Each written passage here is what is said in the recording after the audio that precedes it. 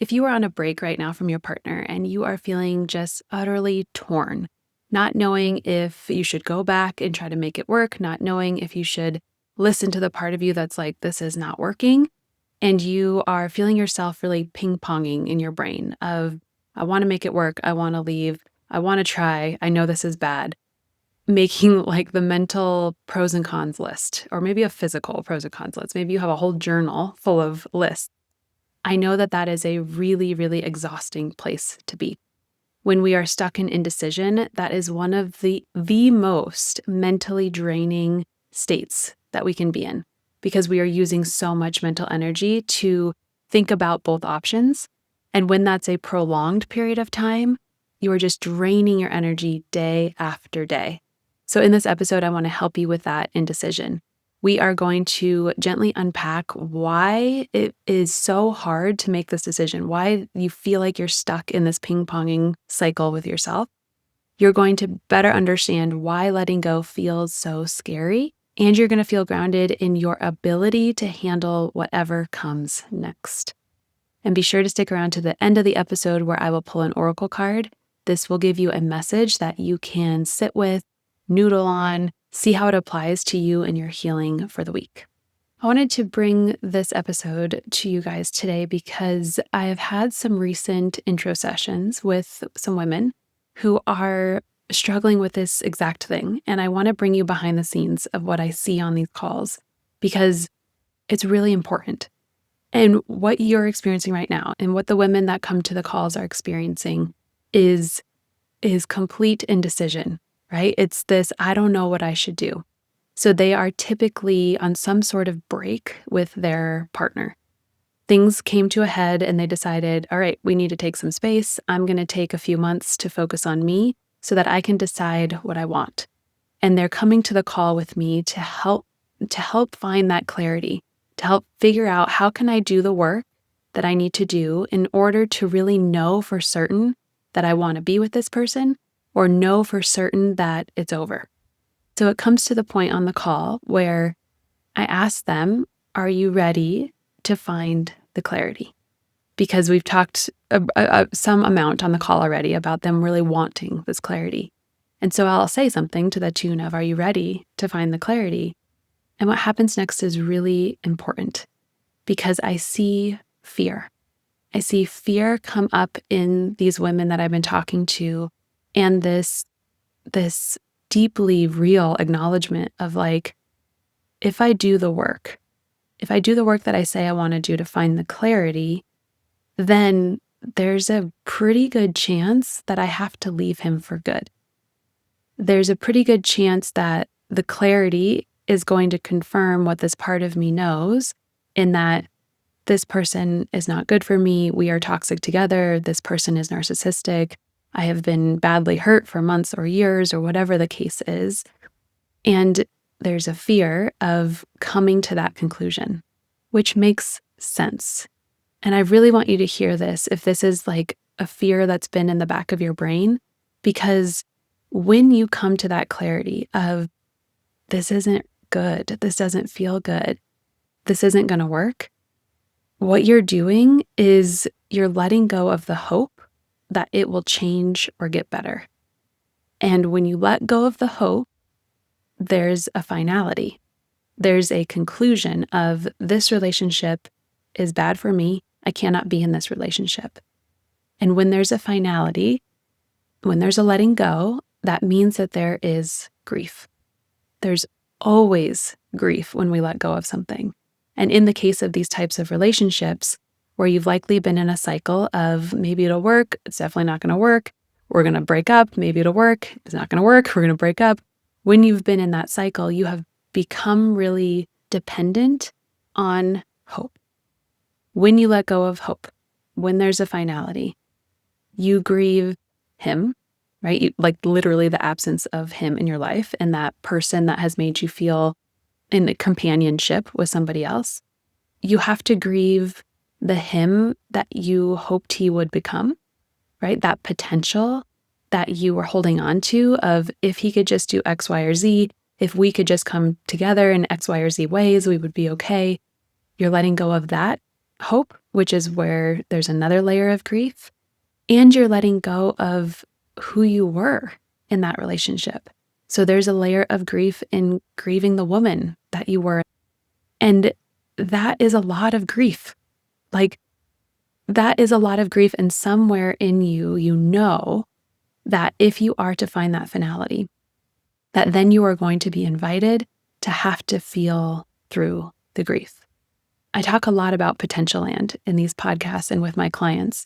And if you're not familiar yet with potential land, it is this fantastical place that we imagine in our brains and we escape to, where things are still going to work out, right? In potential land, the sun is shining, there is peace, there is bliss. You guys are cohesively living your life. You are understanding each other. You are taking accountability. You are handling conflict, right? There's butterflies and unicorns, and it's everything that you want him to be, want you to be, want the relationship to be. Potential land it's a really beautifully magical place that we go to. We go to that place to escape the reality of what's happening and to hold on to the hope that it could get better.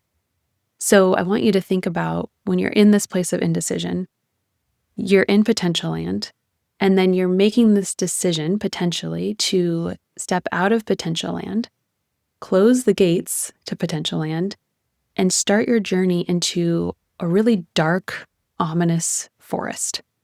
This forest is really unfamiliar. It is dark. It is scary. Your mind is going into all of these worst case scenarios of, what am I going to see? What am I going to encounter? What am I going to have to go through when I am traversing this dark forest? And not only that, not just the fear of having to go through the unknown, but while you're also knowing that you actually cannot go back to the place that was bringing you relief, that was bringing you safety, that you closed the doors. So you're stuck in this place of, I can't go back there. That felt good on some level of just knowing that this was a familiar kind of fantasy that I could be in. And I'm presented with all of this that I don't know what it's going to feel like, what it's going to be like. And it is scary. What we don't see, myself included, when I was living in potential land, what we don't see is the pain that we're actually living in real life, even though we can escape to the potential land, right? We get this sort of like false understanding of potential land as this is the place that's pain-free. If I can keep the doors open here, if hope it lives here, then I'm living pain-free. But in reality, your situation is painful. This relationship is painful, which is why you're on a break from this relationship. I had a friend and a mentor of mine say a quote that stuck with me and applies completely to this situation, where we were talking about something totally unrelated. And she said, you know what, Bre, I'm just at the point where I'm willing to feel the pain to end the suffering. And there was like a pause in our conversation after she said that. And I was like, fuck, that's what it is. That's what it is. Because no matter what problem it is in life, if we are trying to do the same thing over and over and over and over and over again, we are perpetuating our suffering. Staying in potential land is perpetuating a suffering from a cycle that you know is going to repeat and play out. Feeling the pain of going into the forest, in this case, will be unfamiliar and might be painful to feel these layers of grief and to move through the processing that you have to after these types of relationships. But that pain has almost a guaranteed relief, right? You can't see what the relief is yet because you have to go through the forest, which is scary. But one path has an end to the suffering. One path keeps you in the suffering. So the question really comes down to, are you willing to feel the pain to end the suffering? This indecision that you're in is suffering. This cycle that you have been in with this person is suffering.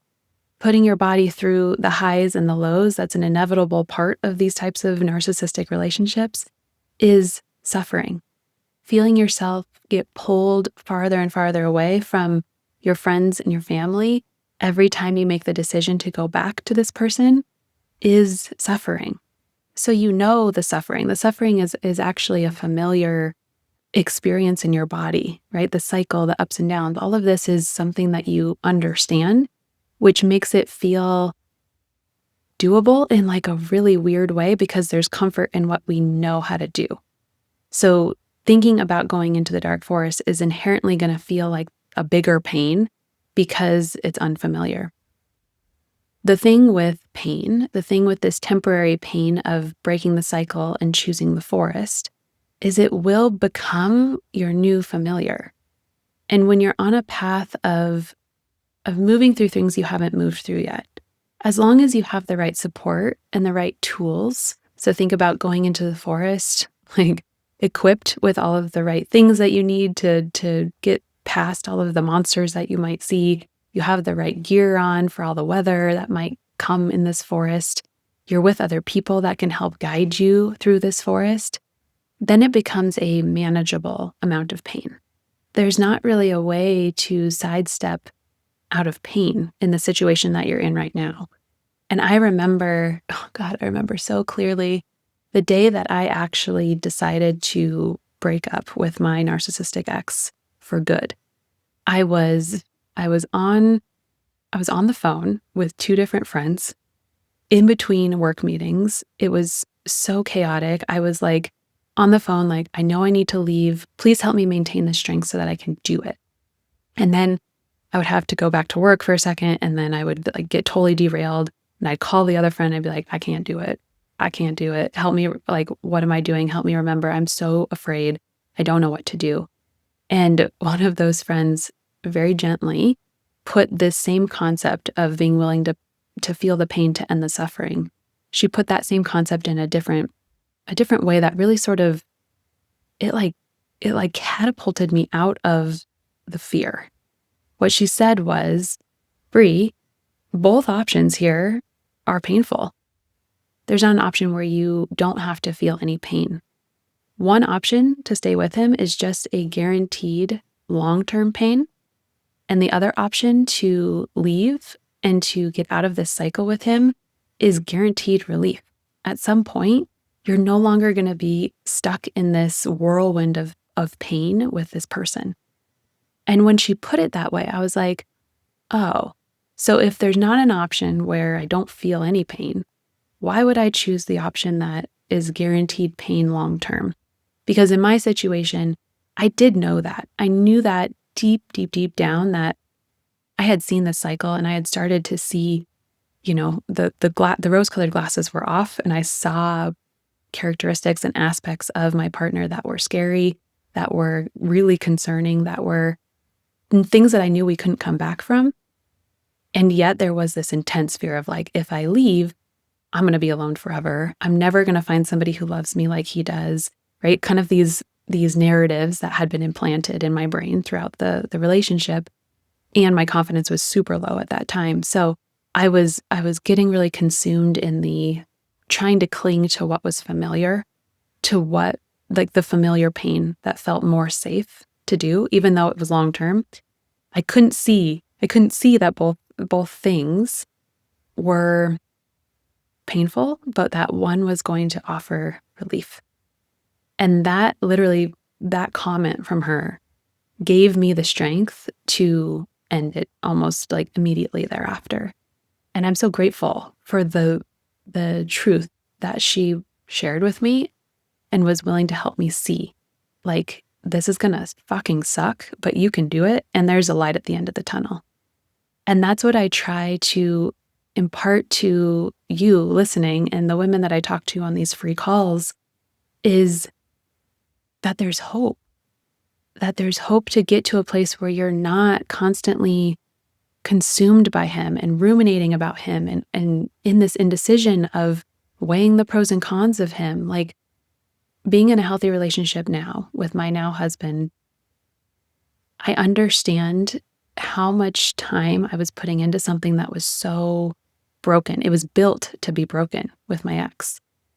With being in a healthy relationship now, I don't, like, I think about my husband. I love him. I miss him when we're away, but it's not consuming. It's not consuming a whole probably 9/10 of my brain like it was in the old relationship.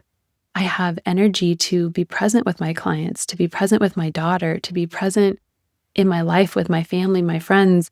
I have energy to do things that fill me up personally as an individual. And so if you haven't had a relationship like that, it's hard to trust that those are real, that that's actually a reality that you can live in. And so when you're in the place of the indecision and the real, like, am I going to take this step towards the dark forest? I know it can feel like a huge ask to trust that you're going to be okay, to trust that you're going to be able to navigate whatever is in that forest and come out the other side of it. And you're not alone in that. There are so many, unfortunately, so many women who have gone through this process. Some of them I've helped personally. Some of them have found other means of healing. But whatever you can hold on to in knowing that you can, knowing that as long as you are surrounded by people who understand you, who can be non-judgmental, who can help reflect back reality to you, who can help support you in those moments of like, fuck, I made the wrong decision. I'm running back to potential land and I'm going to like knock down the door until they let me in. The more you can surround yourself with the right people, the right tools, the right nervous system regulation techniques that you need to get through the layers of feeling and pain that probably will come. I'm not going to lie to you. Like it's going to take some navigating, but it's possible. It's possible. You just have to take that step and trust in the person that you're choosing to hold you there. So I am walking proof that you can do it, and you can be terrified, and it can take you several years longer than looking back on now that I would have liked to have gotten out of that and to have healed to the point where then I could be in a healthy relationship and now experience a healthy relationship. But you can, which is why I do what I do. I want to guide other women in the way that either I needed or the way that I got. Like the way that I've created my programs is really a combination of both of those things in tandem with, experience and certifications that I've gotten along the way. But I so needed somebody to just like wrap me up in their care and have the steps that I needed and have the support and this like contained, predictable space when things felt so unpredictable.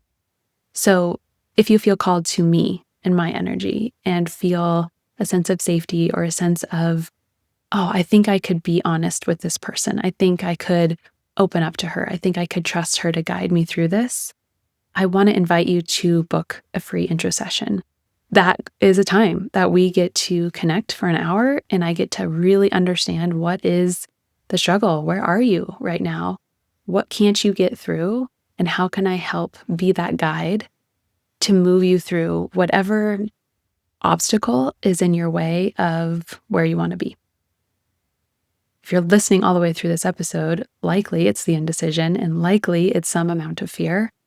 So know that I see you and I understand how scary it feels. You're not wrong to be scared of something that's unfamiliar. That's actual like wiring in our system from evolution. It's just a matter of choosing the path that will end the suffering.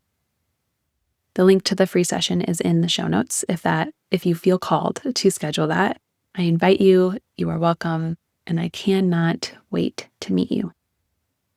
At the end of these episodes, I always pull an oracle card. So let's wrap up this episode by thinking about what the message is that you need to hear today. And I'm shuffling the deck. That feels like a good place to stop. Get Low is the card that came out, and it is a picture of a spider. Here's what Get Low says. Get Low offers you a shift in perspective. It calls you to settle down into the dirt and see what is happening below your eye level. Like the creatures that crawl, scurry, and burrow on the floor of the forest, Get Low encourages you to see things from a point of view that is more grounded, literally. What is happening down there? Allow yourself to lower the frequency of your energy to the earth vibe. There are rich nutrients in the soil. Lower your body, look around, lay on your belly, see your situation from here. What do you notice? Get Low offers you camouflage. No one will see you here, so you can move slowly and deliberately so you don't miss a thing. Another perspective. I like that. So until I see you in the next episode or on your free call, I encourage you to remember that not only are you not alone, but that you can. You can, and there's hope, and you are absolutely not alone.